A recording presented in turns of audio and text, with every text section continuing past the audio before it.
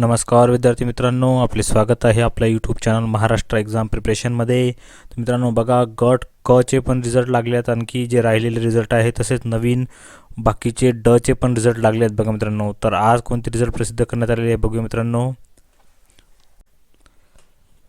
तर बघा मित्रांनो, लघुलेखक पदाची अंतरिम निवड सूची. लघुलेखक पद होते बघा मित्रांनो.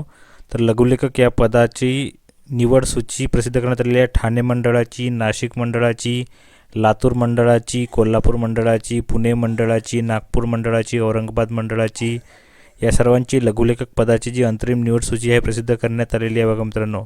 औरंगाबाद मंडळाची पण प्रसिद्ध करण्यात आलेली आहे. त्यानंतर बघा मित्रांनो, निम्न श्रेणी लघुलेखक सहसंचालक या पदाची पण जी निवड यादी आहे ती प्रसिद्ध करण्यात आलेली आहे पुणे येथी. नंतर उच्च श्रेणी लघुलेखक पदाची निवड यादी पुणे यांची पण प्रसिद्ध करण्यात आलेली आहे. लघुलेखक या पदाची निवड यादी सहसंचालक पुणे यांची पण प्रसिद्ध करण्यात आलेली आहे. रिझल्ट बघा मित्रांनो, निवड यादी व रिझल्ट.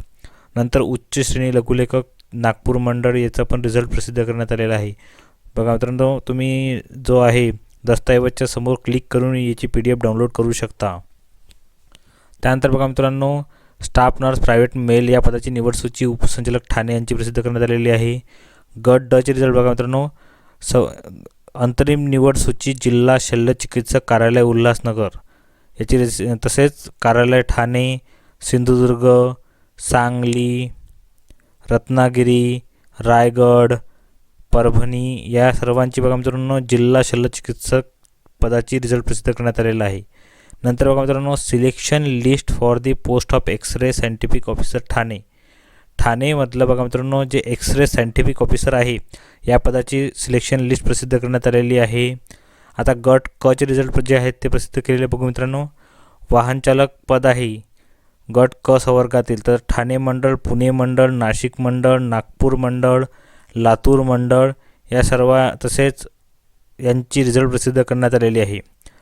व वाहन चालकच मधलं गट ड मध्ये क मधलंच बघा मित्रांनो, वाहन चालक पदाची जी सहसंचालक कार्यालय हिवताप, हत्तीरोग, जलजन्यरोग पुणे यांचा पण रिझल्ट प्रसिद्ध करण्यात आलेला आहे. मुंबईचा पण आणि औरंगाबाद मंडळ यांचा पण रिझल्ट प्रसिद्ध करण्यात आलेला आहे.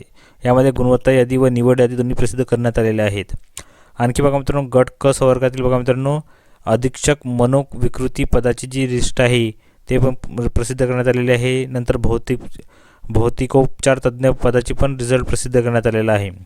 त्यानंतर व्यवसायचार तज्ज्ञ जे आहे त्याचा पण रिझल्ट प्रसिद्ध करण्यात आलेला आहे. नंतर बघा मित्रांनो, गट क संवर्गातील अधिपरिचारिका शासकीय स्त्री जे आहेत नाशिक मंडळाचा रिझल्ट प्रसिद्ध करण्यात आलेला आहे. आणि त्यानंतर गट क संवर्गातील शासकीय पुरुष पदाची पण निवड यादी नाशिक मंडळाची प्रसिद्ध करण्यात आलेली आहे. त्यानंतर अधिपरिचारिका गट क संवर्गातील खाजगी पुरुष पदाची पण नाशिक मंडळाची जी रिझल्ट आहे तो प्रसिद्ध करण्यात आलेला आहे. आता आणखी बघू मित्रांनो, गट क संवर्गातील जे आहे दूरध्वनी चालक पदाची ठाणे मंडळाची, तसेच दूरध्वनी चालक पदाची नाशिक मंडळ, नागपूर मंडळ, लातूर मंडळ, कोल्हापूर मंडळ, नंतर जी आहे दूरध्वनी उपसंचालक कार्यालय यांचे रिझल्ट प्रसिद्ध करण्यात आलेलं आहे. अकोला मंडळ यांचे पण रिझल्ट प्रसिद्ध करण्यात आलेला आहे.